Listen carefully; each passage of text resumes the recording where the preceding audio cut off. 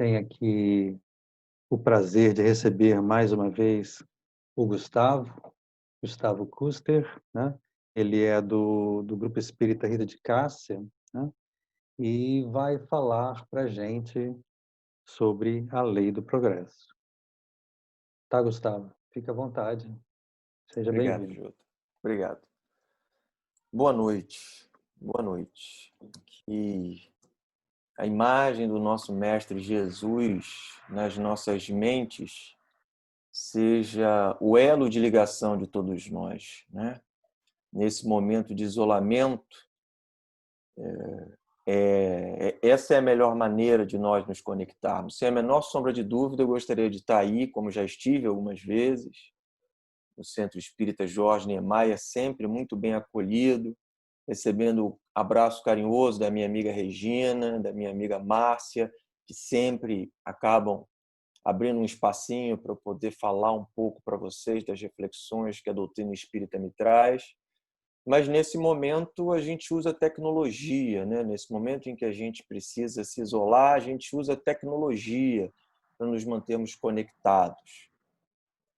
E hoje pela manhã, pensando um pouco sobre a reflexão que eu faria aqui com vocês, na minha leitura do Novo Testamento, eu estava começando a ler o Evangelho de Lucas e me deparei com a palavra que eu acho que é perfeita para começar essa nossa reflexão de hoje. Logo Lucas não conheceu Jesus, o evangelista Lucas, né? Ele escreve o seu evangelho com base nas memórias que ele escuta, nos relatos que ele escuta de Maria, de João, daqueles que efetivamente conheceram Jesus. E o seu capítulo primeiro, ele narra a chegada de Jesus, ele narra a gravidez de Maria. Então, provavelmente, ele ouviu da própria Maria o relato e a primeira menção que nós temos no Evangelho sobre Jesus. A primeira menção a Jesus no Evangelho de Lucas é feita pelo Espírito de Luz Gabriel, que se aproxima de Maria e diz para ela: alegra-te, Maria, o Senhor é convosco. E quando eu li essa frase, né, alegra-te, Maria, o Senhor é convosco, ou seja, a primeira menção que é feita a Jesus no Evangelho de Lucas é da alegria. Ou seja, conhecer Jesus, tomar contato com o seu Evangelho, com os seus ensinamentos, deve ser um motivo de alegria. E no mesmo momento que eu li isso, me contrastou o momento que a gente vive. O momento que a gente vive na nossa nação, no nosso país, o momento que a gente vive no nosso planeta, né? E fiquei me questionando, será que nós temos motivo para alegria? Será que nós, mesmo sendo cristãos, temos motivo para nos sentirmos alegres? Será que essa alegria que o Espírito de Luz Gabriel se referiu a Maria é algo possível de termos em nosso coração? E por que, quando a gente começa a pensar em Jesus e começa a elaborar os nossos pensamentos com base nos ensinamentos dele, as portas vão se abrindo na nossa mente? É interessante que quando a gente lê o Novo Testamento, a gente não vê Jesus dizendo para as pessoas faça isso ou faça aquilo de maneira direta. Ele sempre as provoca com questionamentos. Ele sempre tira as pessoas, ou tirava as pessoas, e ainda tira hoje as pessoas da zona de conforto com seus questionamentos. E aí eu fui me lembrar de uma outra passagem que está no livro Boa Nova, psicografia do nosso Chico Xavier, o espírito é Humberto de Campos, irmão X. No capítulo 8 desse livro, o irmão X nos narra uma passagem muito interessante. Dentre os apóstolos, os 12 apóstolos inicialmente chamados por Jesus, havia um, Bartolomeu. E Jesus percebe que Bartolomeu, há algum tempo, andava triste, cabisbaixo, muito, muito ensimesmado, fazendo, às vezes, meditações pesarosas, né? Certamente, como um profundo conhecedor da alma humana, Jesus sabia o que se passava com Bartolomeu.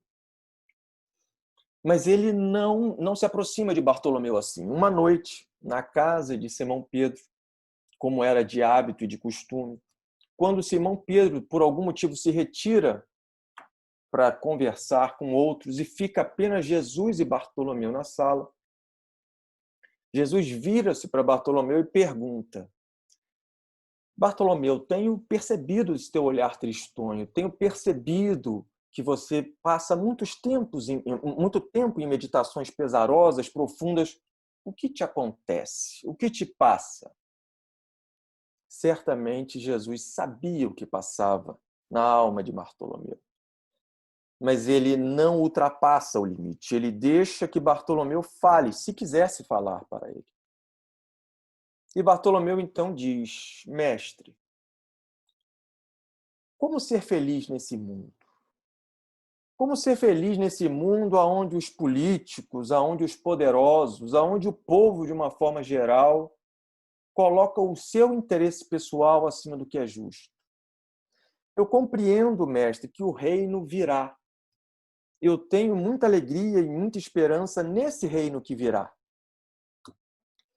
Porém, eu não consigo enxergar aqui na Terra, agora, um motivo para ser feliz. Olha que frase profunda essa que Bartolomeu fala para Jesus e que contexto perfeito esse. Porque ele se queixa para Jesus dos políticos, do povo, dos poderosos da época. É quase como se ele dissesse assim para Jesus: aqui na Terra, enquanto o reino de Deus não se instalar por assalto, enquanto não houver forças externas que instalem o reino de Deus aqui na Terra, nós estamos lançados à própria sorte. Será que estamos lançados à própria sorte? Jesus então olha para Bartolomeu e fala duas. Depois, quem tem o livro, dê uma olhada, porque o texto de Jesus é belíssimo. Eu destaco as duas partes, a primeira frase e a última frase dele. Jesus começa dizendo assim: enganas-te, Bartolomeu, acreditando que o reino de Deus chegará de surpresa e tomado por forças externas. O reino é fruto da vontade, do desejo e da ação de cada homem. O reino é fruto da vontade, do desejo e da ação de cada homem. E aí ele vem discorrendo sobre isso e, ao final, ele conclui dizendo assim: por isso, Bartolomeu, te digo que todo discípulo do Evangelho tem de ser um semeador da paz e da alegria. Todo discípulo do Evangelho tem de ser um semeador da paz e da alegria. E eu escolhi, então, essas duas frases de Jesus nessa passagem, narrada pelo espírito Humberto de Campos, no livro Boa Nova, no seu capítulo 8, para a gente refletir essa noite. O reino é fruto da vontade, do desejo, da ação do homem. E todo discípulo do Evangelho tem de ser um semeador da paz e da alegria. Vamos começar primeiro pela primeira frase. O reino é fruto da vontade, do desejo e da ação do homem.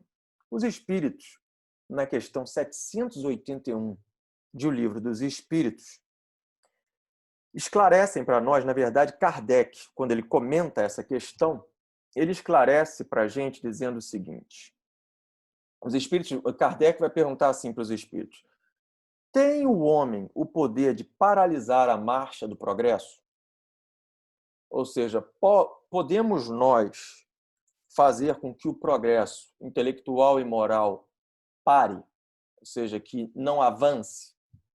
Resposta dos espíritos: não, mas tem, às vezes, o poder de embaraçá-la, ou seja, pode gerar confusão, pode dificultar o andamento do progresso. Kardec vai comentar essa questão e ele vai dizer assim: Sendo o progresso uma condição da natureza humana, não está no poder do homem opor-se.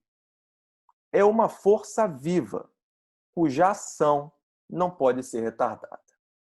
Ou seja, Kardec está dizendo aqui que há em nós, que há dentro de cada um de nós, na nossa natureza, uma força que nos impele a progredir. Há dentro de cada um de nós a necessidade do progresso. Mais adiante, na questão 1006, também do Livro dos Espíritos, os próprios espíritos vão afirmar isso. Que Kardec vai perguntar para ele se pode durar eternamente os sofrimentos dos espíritos. Quando eu leio essa pergunta, nesse tempo de isolamento, né, a gente está, 2 meses, 3 meses isolados, e a gente fala, meu Deus, isso já é uma eternidade, né? Aí a gente vai lembrar lá de quando a gente acreditava que existiam penas e sofrimentos eternos. Mas Kardec pergunta aos espíritos, pode durar eternamente os sofrimentos de um espírito? E aí ele vai dizer assim,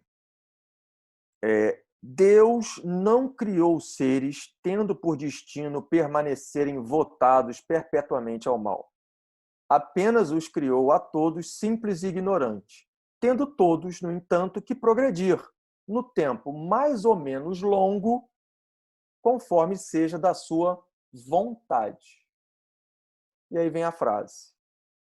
Há no espírito irresistível necessidade de sair da inferioridade e de se tornar feliz. Ora, destaquei 2 questões diferentes do Livro dos Espíritos para chamar a atenção de que há dentro de nós e esse dentro de nós é desde que fomos criados como seres simples e ignorantes, uma força motriz que nos leva a progredir. Muitas das vezes, o eterno descontentamento do homem é uma forma equivocada ainda, imatura ainda, de interpretar essa necessidade de alterar o seu estado, de progredir. Portanto, nós conseguimos entender e depreender dessa questão que o grande objetivo nosso na Terra, que o grande objetivo nosso a reencarnarmos é progredir. Ou seja, o meu objetivo, o objetivo da minha vida, não é realizar essa ação, ou realizar aquela ação, ou escrever um livro, ou plantar uma árvore, ou ter um filho. Esse não é o objetivo final. Esse pode ser o caminho. Porém, o objetivo da encarnação é me levar a progredir. O objetivo da encarnação é que, ao final da minha vida, eu seja um ser mais evoluído do que quando entrei. Esse é o grande objetivo. E aí, com base também no que li, quanto mais evoluído for o espírito, ou seja, quanto mais ele progride, mais perene é a sua condição de felicidade. Quanto menos evoluído o espírito é, mais ligada às questões materiais é a sua felicidade. E, portanto, mais passageira, menos duradoura. Quanto mais evoluído o espírito é, menos ligado às questões materiais é a sua necessidade. E, portanto, mais perene a sua felicidade, ou o seu estado de felicidade. Porque esse estado ele está fixado em questões que as traças não vão corroer, como já nos dizia Jesus.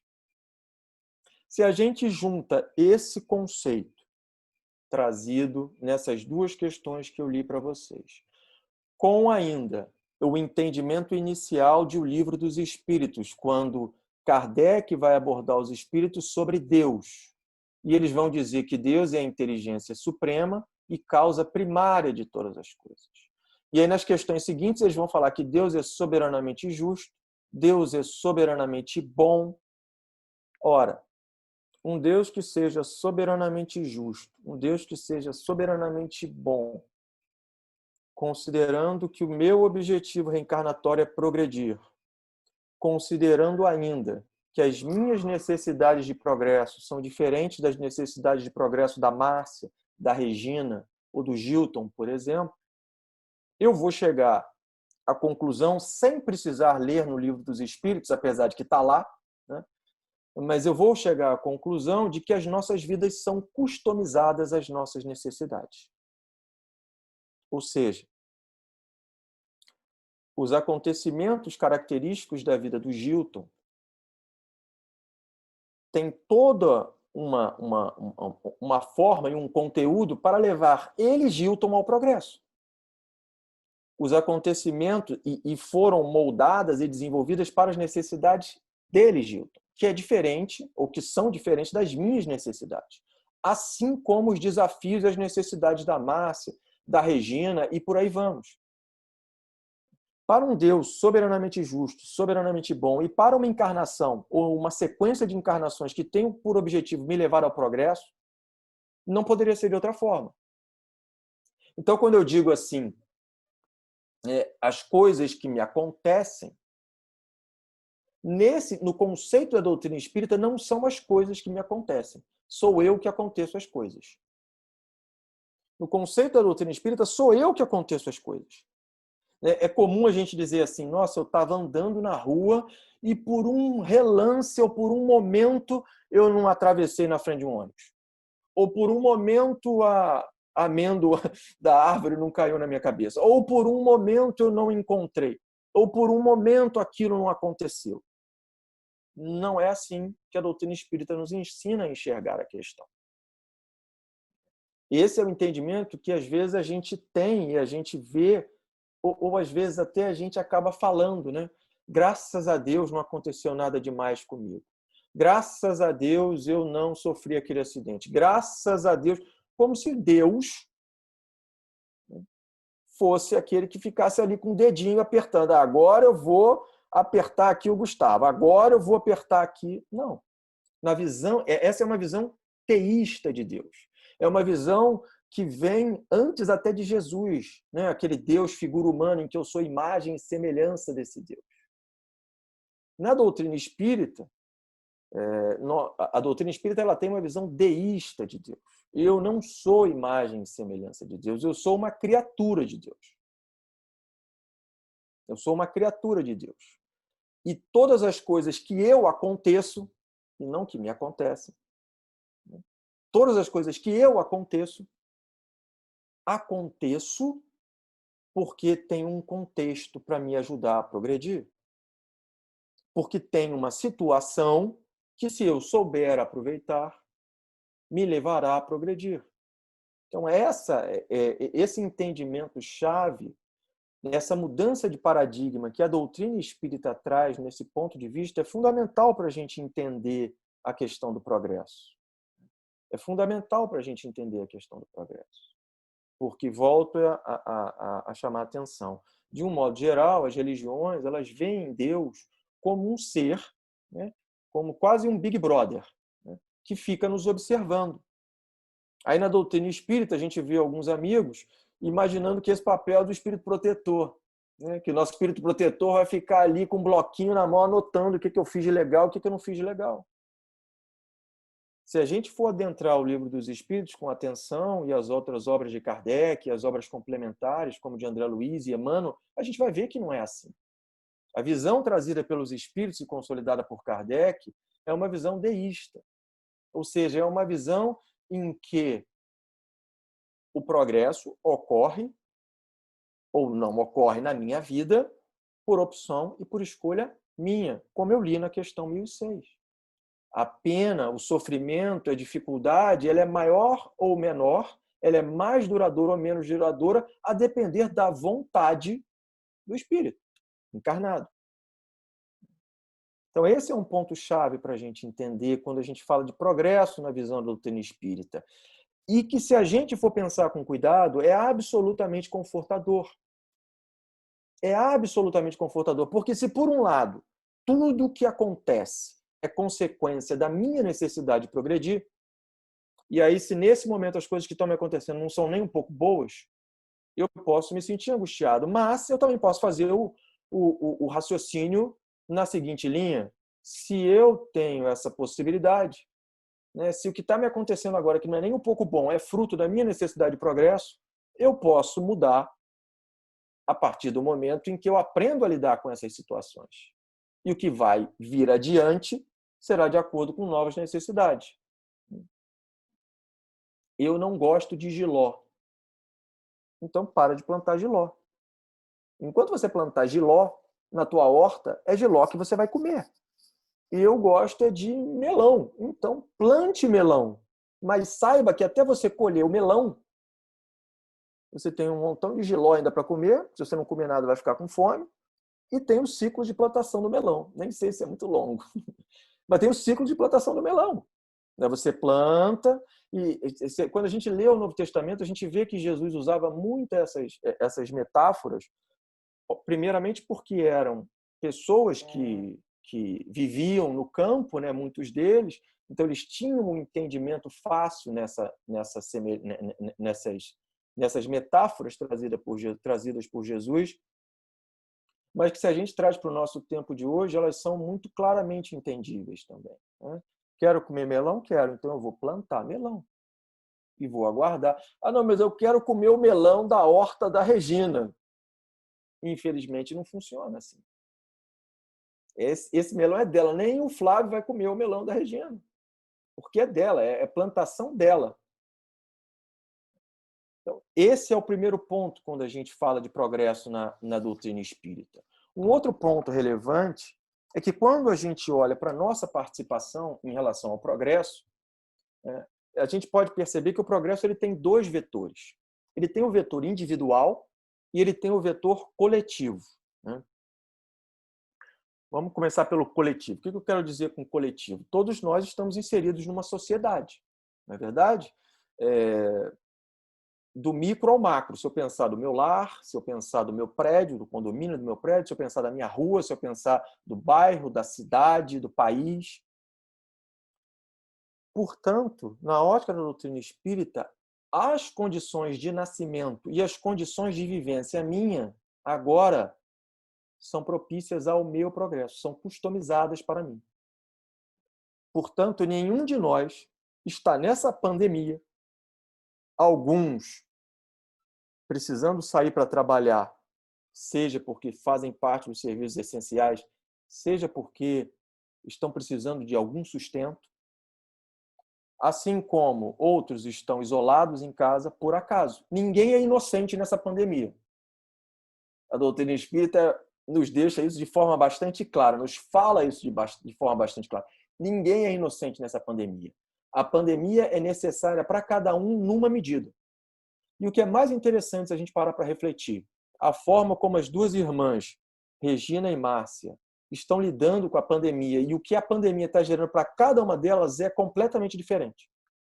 A necessidade que uma tem e o que uma está trabalhando não é a mesma coisa da necessidade e a forma como a outra está trabalhando. Podem se ajudar, podem conversar, podem refletir, porém, o impacto gerado em cada um e o que ele pode promover de progresso em cada um é customizado para cada um. Portanto, no coletivo, quando a gente vai olhar, a gente pode se referir também, saindo um pouco da pandemia, na família aonde nós nascemos. Ninguém nasceu na sua família por acaso. Aquela frase lá da música, é muito legal a gente cantar. Eu não pedi para nascer, não é isso? É muito legal a gente cantar, se divertir na festa com os amigos. Porém, pediu sim. Pediu sim hoje mais cedo, numa outra conversa com os outros amigos espíritas, a gente estava vendo uma entrevista que o espírito André Luiz deu através do médium Chico Xavier no Anuário Espírita de 1964. O pessoal, nessas horas, começa a resgatar uns textos, né?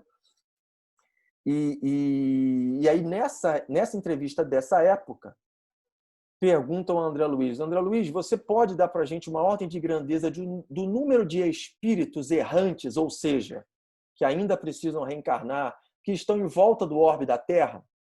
Resposta de André Luiz: aproximadamente 3 vezes o número de encarnados. Naquela época, desencarnados em volta da Terra, aguardando para reencarnar 20 bilhões. Então, se a gente imaginar que somos 7 bilhões hoje, a gente está falando de para cada um que encarna, tem 3 na fila esperando reencarnar. Se a gente usar a conta daquela época. A conta daquela época. Então, quando eu olho a minha família, eu não nasci ali por acaso.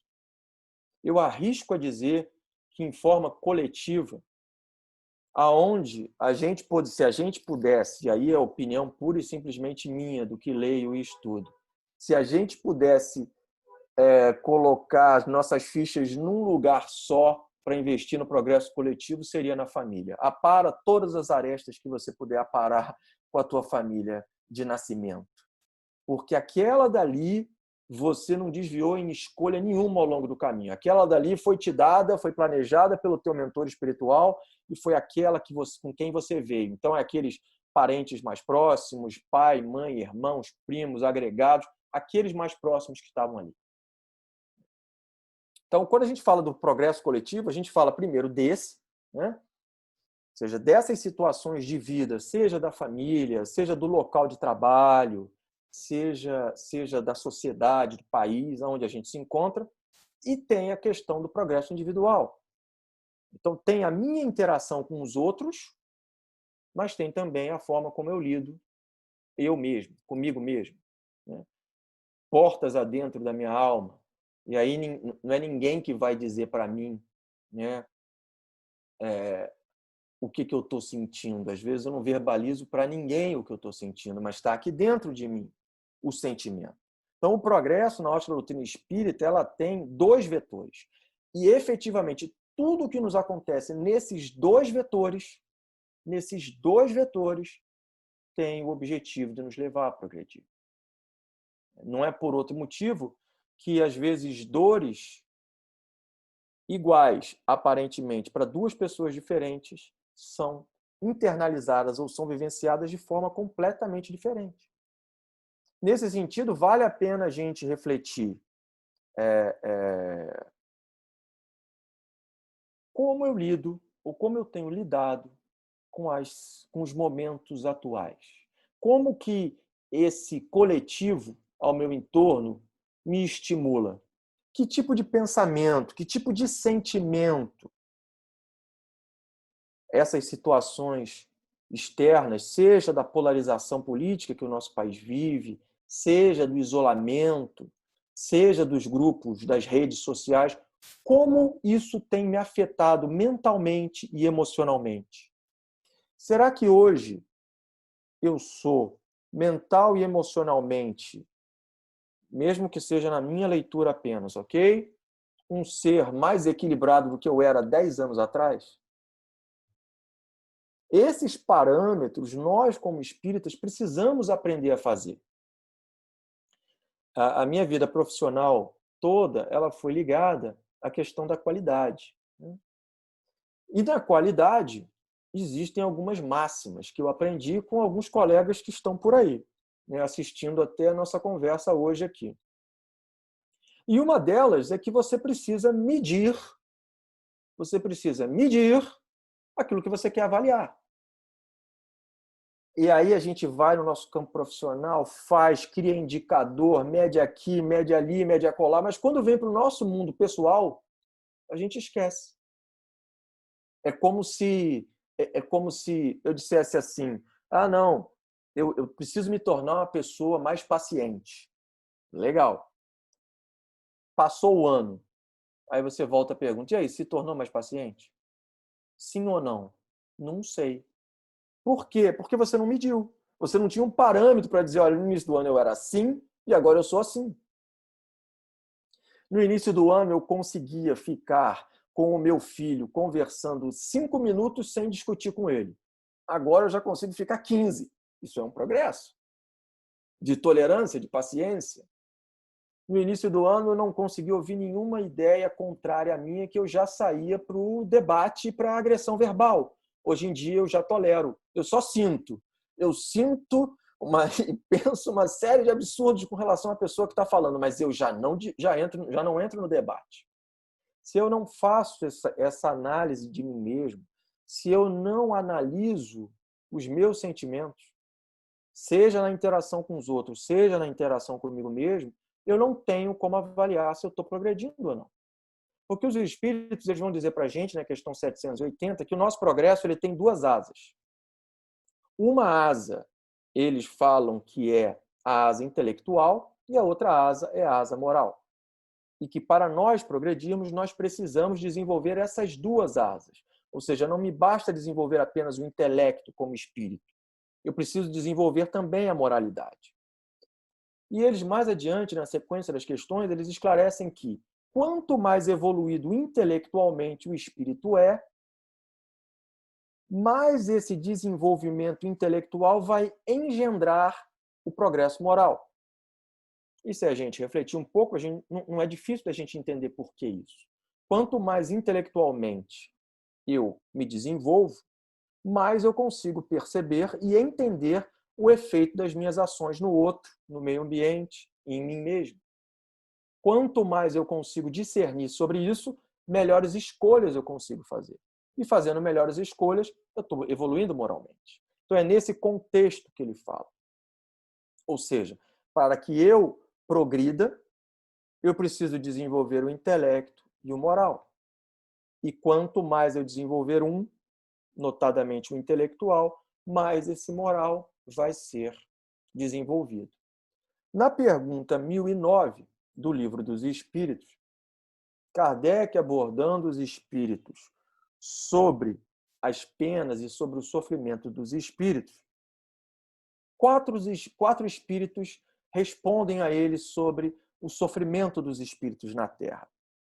Desses quatro, um deles é o apóstolo Paulo. E aqui só um parêntese, né? Se a gente for ler o Novo Testamento, a gente vai ver que no Novo Testamento existem 15 apóstolos. 15 pessoas são nominadas como apóstolos no Novo Testamento. Jesus, ele escolhe os 12. Porém,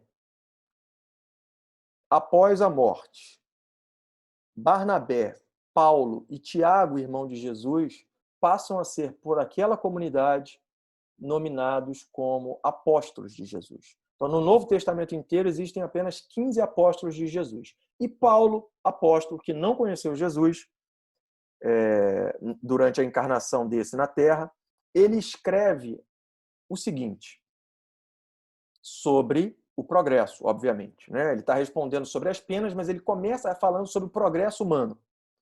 E ele começa dizendo assim: gravitar para a unidade divina, eis o fim da humanidade. Essa frase é de uma beleza sem igual, porque Paulo está dizendo para nós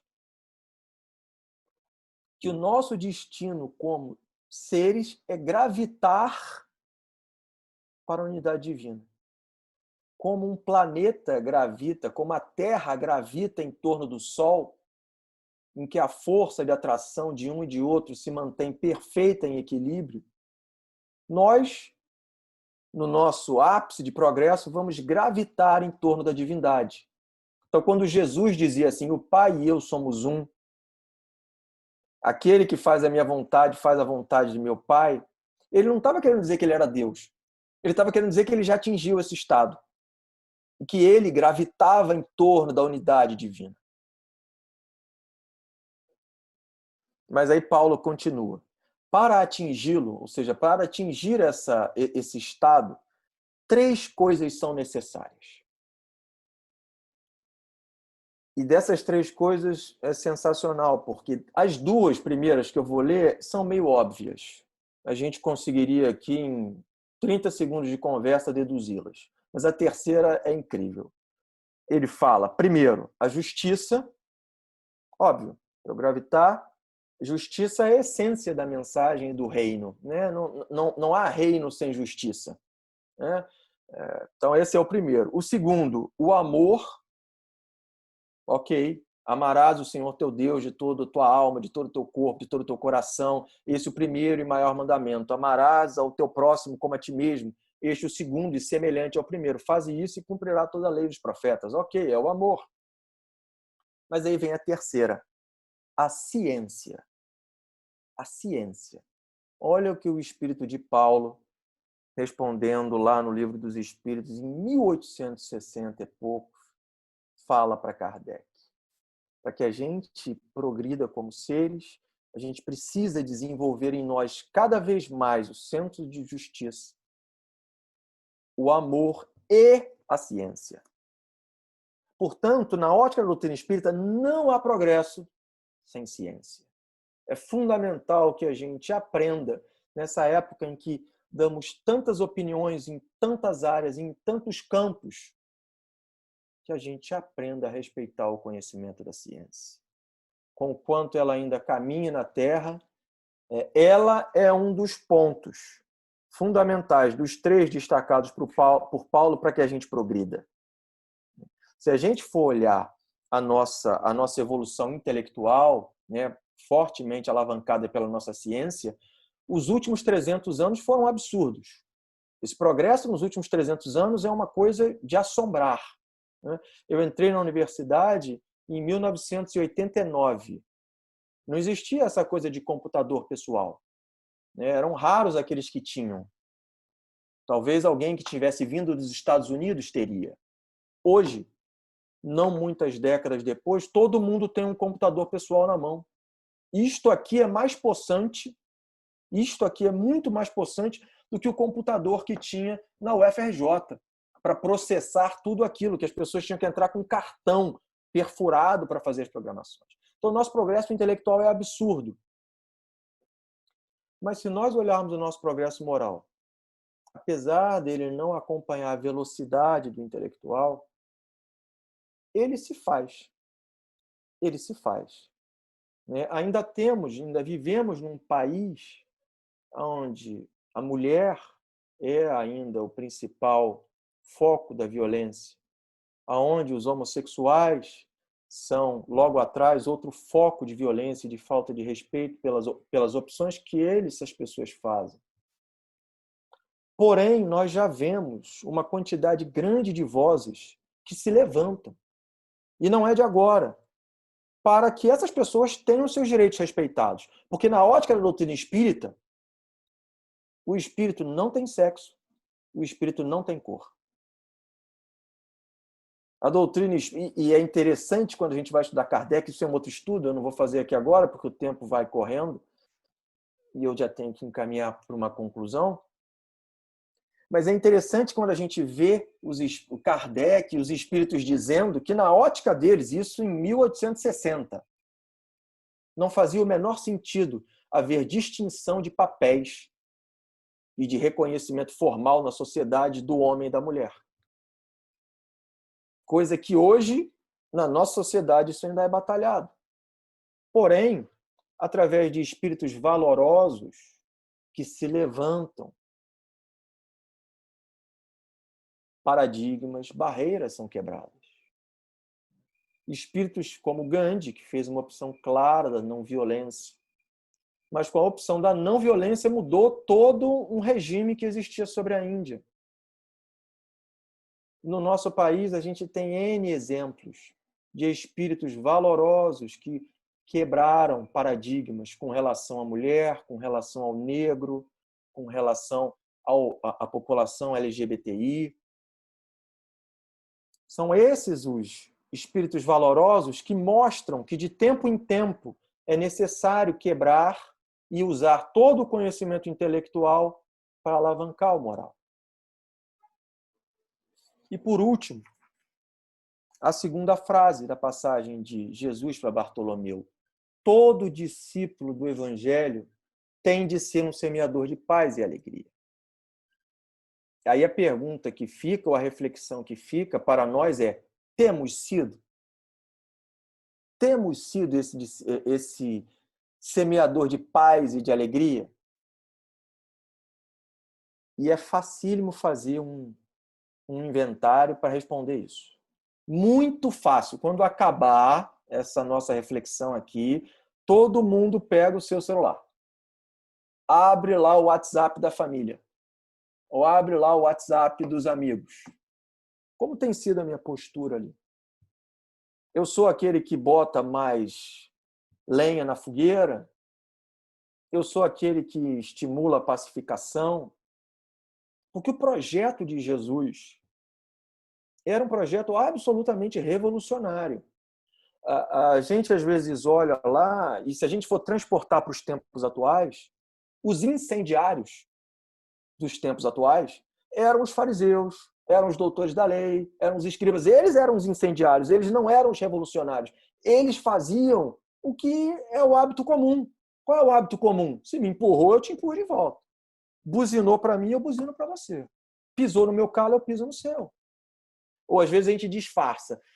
No meu calo pode pisar, mas pisou no calo do meu filho, aí eu piso no seu. Esse não era o revolucionário, esse era o fariseu. E esse é o de hoje. Então, quando nós nos colocamos nesta postura, nós estamos na postura do fariseu, do doutor da lei e do escriba. Se eu quero me colocar na posição de Jesus, aí eu vou ser o revolucionário. Porque em determinado momento, se a gente pega aqueles 3 anos ou 4 anos, a depender do historiador, sobre a vida de Jesus de pregação, a gente vai ver algumas coisas muito interessantes. Primeiro, Jesus não se furtou a nenhum debate, a menos de quando começa a sua prisão. Quando começa a sua prisão, ou seja, quando ele está preso e efetivamente o fato já está consumado, não existia mais possibilidade nenhuma de alterar aquele fato. E lá um governador vai perguntar a ele: vem cá, fala aí para mim o que você pregou. Você é o rei, você não é o rei, você falou isso. E aí Jesus fala para ele: olha, eu durante minha vida, e aí 3 ou 4 anos, eu preguei nas praças públicas, eu falei para quem me quis ouvir. Então basta você chamar qualquer um desses aí que eles sabem tudo que eu falei. Agora, não tem mais o que falar e ele se cala, respeitando numa postura de paz a decisão da maioria. Respeitando numa postura de paz a decisão da maioria. A tal ponto que quando ele está na cruz, ele vai dizer: Pai, perdoa-lhes porque eles não sabem o que fazem. E o não sabem o que fazem não é com ele, Jesus. Porque ele estava resolvido. Eles não estão sabendo o que eles estão fazendo com eles mesmos. Porque lembra, não são as coisas que me acontecem, sou eu que aconteço as coisas. Então Jesus está dizendo para eles ali, ó, eles não sabem o que eles estão fazendo com eles mesmos. Eles não sabem as escolhas que eles estão fazendo e as consequências que vão gerar para eles. Dentro dessa proposta revolucionária de Jesus, para a gente poder encaminhar para o final, porque eu sei que o tempo está encerrando, para mim, o mais revolucionário de todos os seguidores de Jesus foi Francisco de Assis. Nenhum conseguiu, na minha opinião, traduzir de maneira tão patente a proposta revolucionária de Jesus como Francisco de Assis. A oração que a gente conhece como sendo dele, e que não é, mas isso é uma outra história, eu conto um outro dia, mas é baseado em falas dele, fala assim: aonde houver ódio, que eu leve o amor. Aonde houver ofensa, que eu leve o perdão. Aonde houver discórdia, que eu leve a união. Aonde houver dúvida, que eu leve a fé. O que ele está querendo dizer? Eu vou estar presente aonde houver o ódio. E quando lá estiver, eu não vou colocar mais lenha na fogueira, eu vou levar o amor. E eu vou estar presente, quero estar presente aonde houver ofensa. E eu não vou estimular a réplica da ofensa, eu vou estimular o perdão. Percebe como é revolucionária a proposta de Jesus? Essa oração de Francisco de Assis é como se ele estivesse pedindo para ir para a batalha do Cristo. A batalha do Cristo, a batalha de Jesus. A batalha da reformação, da reforma, perdão, a batalha da reforma da alma, a batalha da busca do progresso. Aonde houver ódio, que eu leve o amor. E é simples a gente começar a fazer isso. Começa pelo zap da família. Começa pelo zap da família. Você sentiu que a coisa está saindo do prumo, chama no privado, conversa. Estimula. Ah, é difícil perdoar? Sim, tudo é difícil. Né? Parece Quando a gente vai falar de perdão, quando a gente vai falar de amor ao inimigo, quando a gente vai falar de rezar por aquele que a gente acha que é o mal do país, e a gente tem que rezar, a pessoa fala assim, mas é muito difícil, parece tudo engenheiro civil, né? É difícil, é difícil, é difícil. Piadinha terrível para encerrar a palestra, né? Mas é difícil porque a gente está acostumado há anos, aonde tem ofensa, continuar na ofensa ou então sair quieto. Aonde tem o ódio, continuar no ódio ou sair quieto.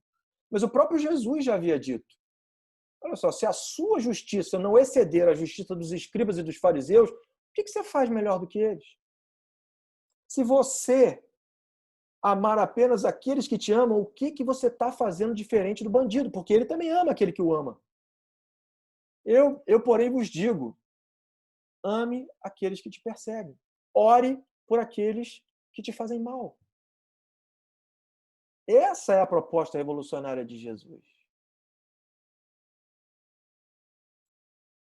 E aí, logo depois da passagem aonde Jesus conversa com Barnabé, né, e escuta dele a tristeza, alguns dias depois, Jesus se senta na beira do lago de Genezaré e, falando para uma pequena multidão que se cerca durante o seu discurso, em determinado momento ele olha para Bartolomeu, e diz para ele, Bartolomeu, o reino dos céus é semelhante a um tesouro que, oculto num campo, foi achado e escondido por um homem. Esse homem vendeu tudo que tinha e comprou aquele terreno. Ali Bartolomeu entendeu por que o cristão tem motivo para ser alegre. Porque há 2000 anos nós sabemos quem é o nosso mestre. Nós sabemos quem é o nosso modelo. Há 2000 anos ele está conosco. Resta saber a partir de que momento, a partir de que vontade nós, como indivíduo, e mais à frente, como coletivo de uma nação, vamos desejar estar com eles. Eram essas as reflexões que eu tinha para essa noite. Espero não ter passado muito do tempo. Obrigado pela atenção.